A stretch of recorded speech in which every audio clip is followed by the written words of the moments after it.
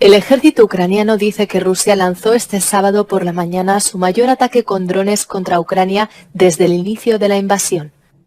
Kiev fue el principal objetivo, pero también fueron atacadas las regiones de Sumy, Dnipro, Zaporilla, Mykolaiv y Kropyvnytsky.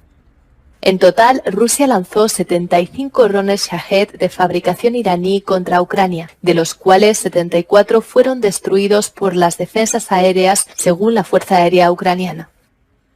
El asalto provocó cortes de energía en edificios residenciales e instituciones. El Ministerio de Energía de Ucrania dijo que 17.000 personas se quedaron sin electricidad en la región de Kiev como resultado del ataque.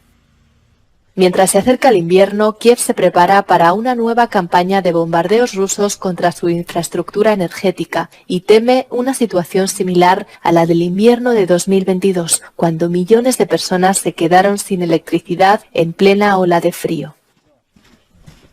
Desde el Senado de Rusia denuncian que tanto Washington como Londres son culpables de impedir el acuerdo entre Moscú y Kiev. La declaración surge tras la polémica entrevista del diputado y exnegociador ucraniano David Arajamia. El político reveló que si no hubiese sido por la presión del Reino Unido, el conflicto se habría terminado el año pasado. Confesó además que Rusia sí estaba dispuesta a terminarlo todo en el 2022, solo faltaba que Kiev cumpliera con los compromisos alcanzados, tal y como lo señaló el presidente Vladimir Putin en su momento.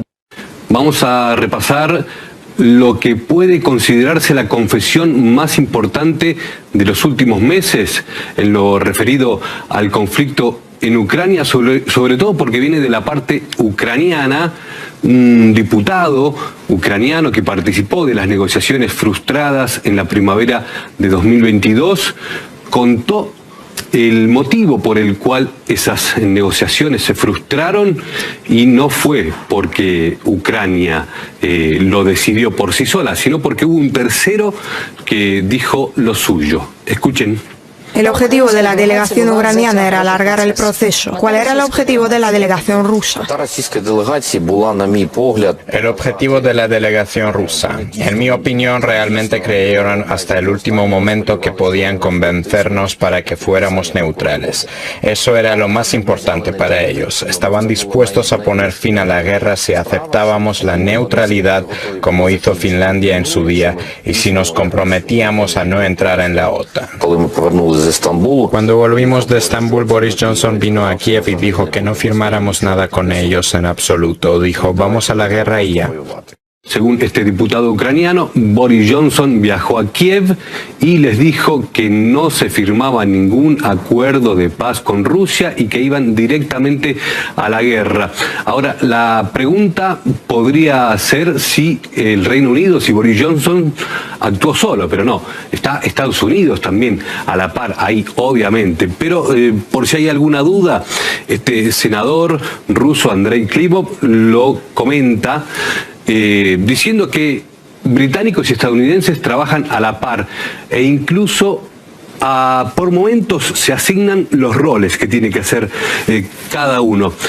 Algo similar había confesado el ex canciller federal de Alemania, Schröder, en octubre de este año, en una entrevista a un medio alemán, donde dijo, entre otras cosas, que no se hace nada con respecto al conflicto en Ucrania sin el aval de Washington. Pero vamos a ver directamente lo que tiene que ver con las negociaciones frustradas en la primavera del año pasado. Comenzaron poco después de que se haya anunciado la operación militar especial en Bielorrusia y siguieron después en Turquía, donde se había llegado a un acuerdo y ya saben lo que pasó, según lo que confesó el diputado ucraniano. Pero en el mes de junio de este mismo año, de este 2023, el mismo presidente de Rusia presentó la prueba en un papel escrita con la firma de la parte ucraniana, le presentó esta prueba a sus socios africanos.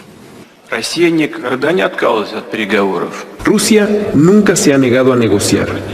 Con la ayuda del presidente Erdogan, como saben, se celebró en Turquía toda una serie de negociaciones entre Rusia y Ucrania para elaborar medidas de confianza y preparar el texto del tratado. El proyecto fue rubricado por el jefe del equipo negociador de Kiev. Aquí está. Existe. Se llama Tratado de Neutralidad Permanente y Garantías de Seguridad para Ucrania. 18 artículos. Además, tiene un anexo en relación con las Fuerzas Armadas y otros asuntos. Está todo especificado, hasta las unidades de equipamiento militar y el personal de las Fuerzas Armadas. Este es el documento, y fue firmado por la delegación de Kiev. Allí está puesta la firma. Pero después de que retiráramos nuestras tropas de la ciudad de Kiev como lo habíamos prometido, las autoridades ucranianas, como suelen hacer sus dueños, lo tiraron todo al basurero de la historia. Bien, vamos a repasar aquí 3 de los 18 artículos que figuran en el documento que presentó Putin como prueba. Por ejemplo, Ucrania mantiene el estatus de Estado no alineado, o sea que no tiene que formar parte de la OTAN nunca. Otro de los 18 artículos dice que los países garantes están obligados a respetarlo y a mantenerlo. Y hay otro que habla de que Ucrania tiene que limitar su número de personal y armas.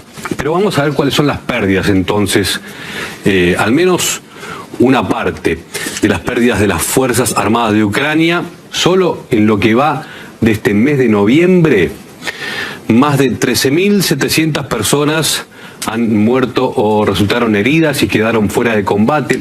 El mismo Ministerio de Rusia informó anteriormente que entre junio y octubre de este mismo año, de este 2023, más de 90.000 militares, entre muertos y heridos, quedaron fuera de combate.